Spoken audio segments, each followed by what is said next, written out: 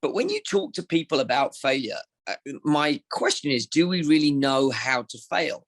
Hello, and welcome to this week's episode of the Tiff and Tony Show. Hello, everybody. Welcome back to another episode here on the Tiff and Tony Show. Tony, how are you doing today? I am doing wonderful. Thank you for asking. Here in California, it's raining a little bit, so it's grey outside. But that's awesome. I love grey weather. It allows me to put on my grey sweater that says resilience and reinvention. So I'm proudly wearing that today because it reminds me to be resilient and to reinvent myself constantly. I love it. I saw your sweatshirt and was hoping that you would show us and read it to us. So that is awesome. Wear it as much as you can. Tell the world. Yes, absolutely. Thank you. So today we're talking about something that doesn't get talked about a lot. It is being talked about in the business world. I've seen some books about it, but it's failure, more specifically, how to fail. And I know, Tony, that you have some tools to give us, and just brief us a little bit on what is called fast failure and failing forward, something like that. Actually, tell me again, and then I'll re-say that sentence. Is it failing fast and failing forward? Yeah, that's it. Yeah. But it's okay if you get it wrong as well, because that's part of failure. That's true. So maybe I'll just leave this whole bit in there. Yeah, all right. Absolutely. Yeah. Okay, cool. Well, take it away, Tony. So, there is a lot of talk in the business world about failing fast and failing forward. But when you talk to people about failure, my question is, do we really know how to fail? And, you know, kids are taught. I coach kids soccer, and I work with kids all the time. And I often tell them that failure is just another word for learning, right? But really, do they understand that? And that bothers me. So I thought, okay, why not do a little Tiff and Tony show about failure and kind of discovering what this means. What does it mean to fail? Well, we're human, which means we haven't got the answers to everything and we don't know how to do everything.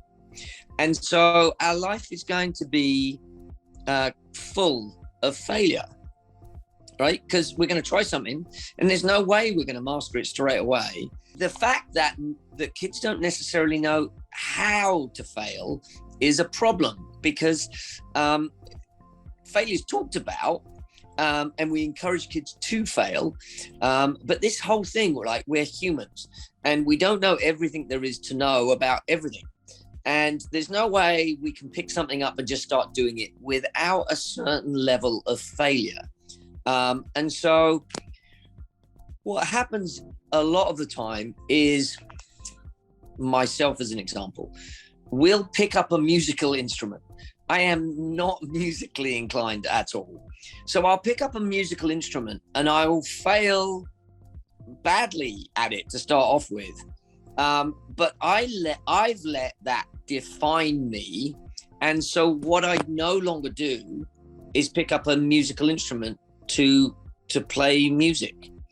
And so I would say that's a bad failure. And it's stopping me and preventing me from picking up a guitar and playing a guitar, because I don't think I'm good enough. And so I don't think I'm musically inclined. And so I've labeled myself as that. So that's an example of failure, but failing badly, right? Because I've just given up and I've allowed it to define who I am. The other side of that coin is this idea of failing forward. Failing forward means that what we're really doing from that is we're learning from the failure. So again, musical instrument, I would pick it up and I would try a couple of chords and I would fail at them. But instead of it defining me, I would continue going to say, okay, where am I going wrong here? Where's my finger placement wrong? What's something else that's wrong? Am I holding the guitar upside down? Right. I've got to figure out what is wrong for me to then fix it. And now I can move into the next level of development, in which I'll have more failure, but at least I'm moving on to the next level of development within that. So failing forward is learning from your mistakes and understanding what is happening there. What are your thoughts on that, Tiffany? Yeah, I think that's really helpful because it's so easy to get stuck in these patterns of, oh, I tried it once or I tried it 2 or 3 times, but I just don't get it. I'm not good enough. Meh, I'm over it. So I'm going to quit. And yes, there's something to be said for no one can literally do everything in the whole world. So yeah, you still have to kind of hone in Yep. on the hobbies and different skills that you do want to grow into. However, just because you fail once or twice or 3 or 4 times doesn't mean that you're not good enough, doesn't mean that you can't do it, and doesn't mean that you should quit. Think of some of the most famous musicians out there, Taylor Swift, even some of the older ones where, no one thought their music was good enough, or even, artists from back in the day. No one thought they were good enough. No one would hire them. And then they kept trying and kept trying and kept trying. And then they finally had their breakthrough moment. They didn't quit at recording studio 2. They didn't quit at song 4 when everyone turned them down. They didn't quit when people booed them on the stage. And here they are, being very successful and finally getting to do what their passion is and what maybe their calling is. Tony, I know that you had a couple other practical tools that can help us work through that middle ground of, okay, once we failed, how do we move past that? Yeah, and I'd say on that as well that the bad types of failure doesn't always lead to us quitting either. I know plenty of soccer players that I coach who don't feel they're good enough and therefore don't play their best games because they're not willing to now put into practice the skills that they're learning. They don't trust the skills that they're learning, and so don't play at their best and never reach their full potential in that arena. They'll continue to play soccer, but they'll continue to play it at an average level because they don't learn how to fail forward, learn from it, and move to the next level of development. So that brings us to the tools, right? We've talked about this a ton in this Tiff and Tony episode. Journaling. If you can write something down and look at it, reread it, and say, okay, where could I have got better, or where could I have done something different? Now you're failing forward because now you're learning from those failures. The other thing is reach out to people you know, right? Ask someone, a coach, a mentor, a teacher, a parent, and really kind of dig into, what can I do better? What can I improve? How can I get better at that particular thing? Soccer skills. Is my rollover clean enough? Is my collection clean enough? Whatever it is. And then work on that skill until you're actually the next level of competence, and then work on it again until you're the next level of competence. And I think by breaking it down that way, we can actually look to fail forward. The idea is journal more, right? Write down what you're learning, write down a way that you failed. And then let's look at kind of talking to people as well.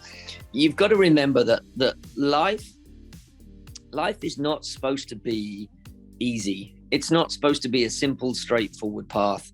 If you went to a movie and watched a film that the hero got everything he wanted as soon as he kind of stepped into it and asked for it, it would be a pretty boring movie, right? We wouldn't watch it. The reason we like movies, the reason we like stories is because there is a challenge, there is an obstacle, there is failure, and then redemption from that failure, right? And that's the idea of the story that we're trying to write. Step into something that's uncomfortable, that you will potentially fail at, learn from that failure, grow, become stronger, become better, and then step into the next one. And that then creates a really exciting and engaging story because we're challenging ourselves and growing every day. Yes, and that's our challenge to you. Put yourself in situations that feel uncomfortable, challenge yourself, work through your failures, ask for help, journal, do all of these things. We know you can do it, and we are here to support you. So thank you so much, everybody. Tony, again, as always, thank you for being here and hanging out with us today, and for all of your wisdom, and have a great week. Yes, thank you, Tiff. Thank you so much for joining Tony and me in this week's episode of the Tiff and Tony Show. We hope you feel encouraged and motivated to keep growing with us. If you like what we do here at Pure Game, one of the best ways you can support us is by liking and sharing this video with your friends on social media. You can also subscribe to our YouTube channel using the button directly below this video on YouTube, and you can donate at our website, www.thepuregame.org. And with that, we'll see you right back here next week.